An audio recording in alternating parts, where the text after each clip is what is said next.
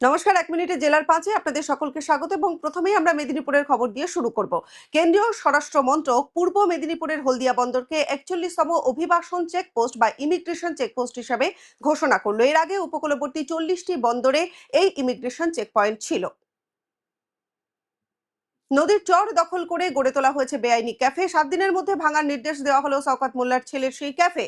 মৌখালীতে নদীর চর ভরাট করে ওই ক্যাফে তৈরি করবার অভিযোগ ছিল, আর সেটাই ভেঙে ফেলার নির্দেশ ছিল দক্ষিণ ২৪ পরগনা জেলার ক্যানিং মহকুমা প্রশাসন।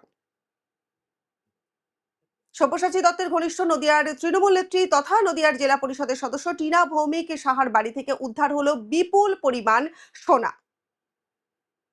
বুলডোজার দিয়ে টিকিয়াপাড়ায় রেলের জমিতে বস্তি উচ্ছেদ রেল কর্তৃপক্ষের। ঘটনাস্থলে মোতায়েন বিরাট পুলিশ বাহিনী এবং কেন্দ্রীয় বাহিনীর জওয়ানরা। এবারের বর্ষায় রেল ট্রাকে যাতে জল জমে না যায় সেই জন্যই এই ব্যবস্থা বলে জানানো হয়েছে। পয়েন্ট ব্ল্যাঙ্ক রেঞ্জ থেকে বীরভূমের তৃণমূল নেতাকে ছোড়া হলো ডিম। ২১-এর ভোট পরবর্তী হিংসায় গ্রেফতার বীরভূমের তৃণমূলের সহ সভাপতি এবং আরো ৩ নেতা। থানার সামনে চোর চোর স্লোগান এবং ডিম ছোড়া হলো। ১ মিনিটে জেলার ৫-এ এতক্ষণ আমি রনিপা আপনাদের সঙ্গে ছিলাম। নজর রাখুন এই সময় লাইভ।